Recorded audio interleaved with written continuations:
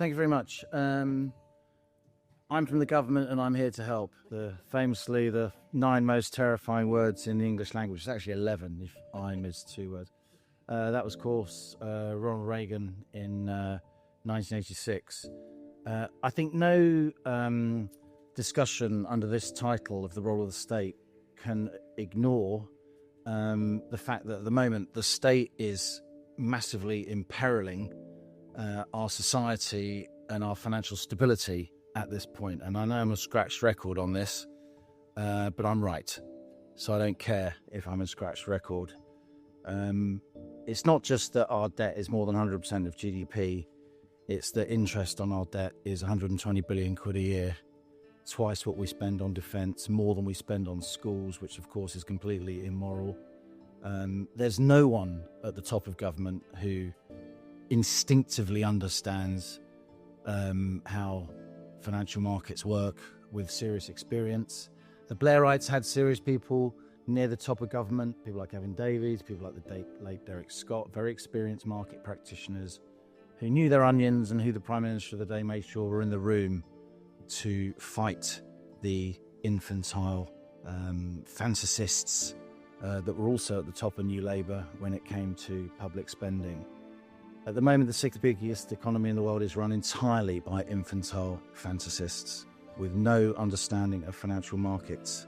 So I'm going to carry on banging this drum because there's nothing progressive about driving the economy off a cliff and provoking a gilt strike. Nothing progressive at all. In fact, we'll spend the next 10 years paying for it in a massive interest rate premium.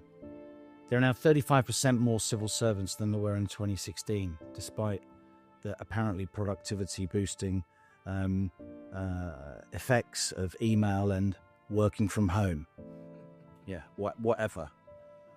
There are more pen pushers involved in our defence complex than there are soldiers. According to the OBR, welfare spending is going to go up from 313 billion this year to 373 billion by 2029, and yet the BBC still calls that austerity. The whole of our political and media class says the period 2010 to 2018 was austerity, when the national debt doubled and we printed £600 billion. We simply have to get hold of these terms. We have to push back because we are all living, I think, in a fiscal fantasy land. Health and disability benefits are projected to jump from 75.7 billion this year to 97.9 billion by the scheduled end of this parliament. That's a 30% increase. Just to slow down that rate of increase by 2% caused the government of the day to spend about less than half an hour resisting its own backbenches before it caved in. That was moronic because the whole of the world noticed that. The global bond markets noticed that, and we're all paying for that. And yet, our political class finds it almost impossible to discuss the size of the state, whereas there's a big silent majority of people out there, the polls show it, the social attitude surveys show it, who want grown-ups in charge, because we all know we are living massively beyond our means. We're clearly at the point where higher tax rates are bringing in less tax revenue.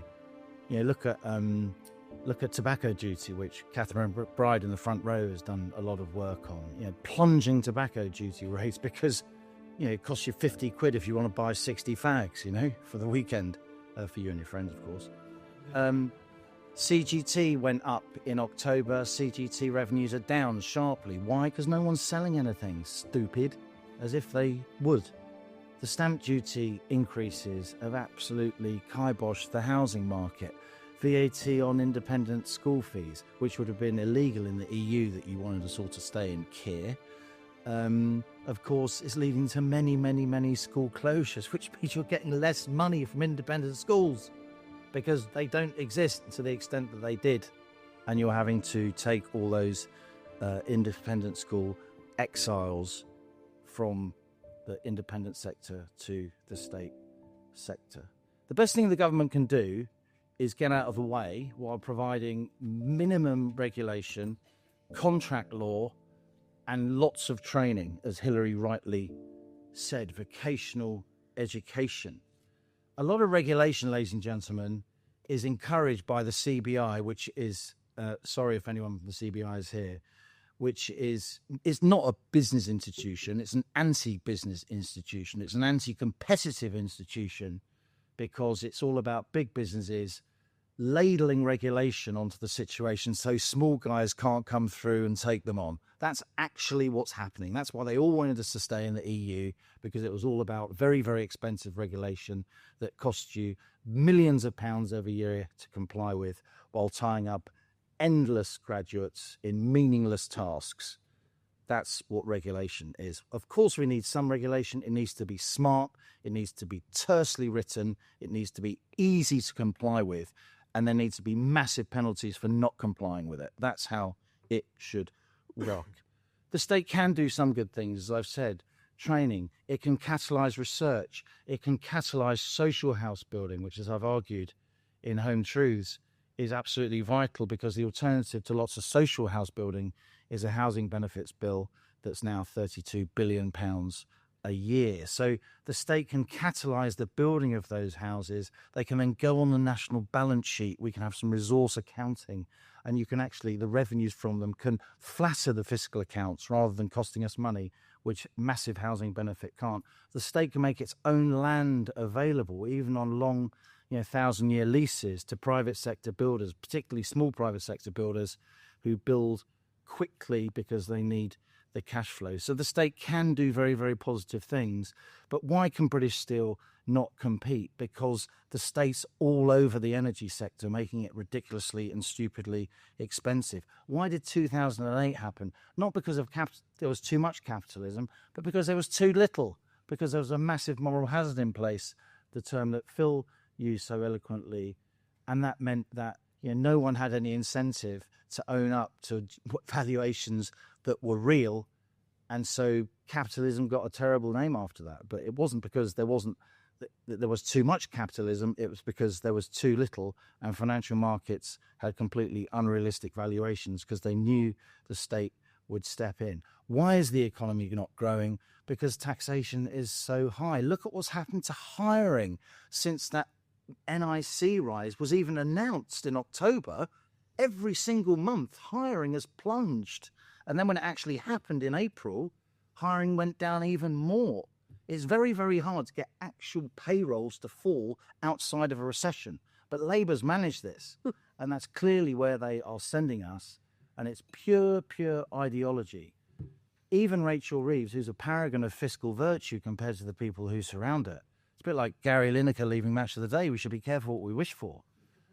Because if she goes, she is the one who, has at least some modicum of understanding. She did do a whole term of economics at New College, Oxford, before she dropped it like all the other PPists. She has at least some idea that she can't spend beyond her means. But many of the other people in the cabinet have no idea at all. And some prospective Labour leaders are fanning the flames of, let's just get rid of this idea that we need to be in hock to the bond markets. What are you saying, Andy? What are you saying? Are you saying that the sixth biggest economy in the world should renege on its debts just so the Labour left thinks you're a nice bloke? Words have consequences. Words have consequences. It's very, very difficult as somebody supposedly in the media, despite being almost so often excluded, to make these arguments when there seems to be so little appetite for them among the rest of the political media class of which I am part. Ronald Reagan said government exists to protect us from each other. Where government's gone beyond its limits is in deciding to protect us from ourselves. We do need good government. We do need smart regulation. There's a lot in Hillary's manifesto and in what the SDP are saying that's interesting and refreshing. But for me, the first thing that we should think about when we think of the state is to tell the state to get out of the way. Thank you.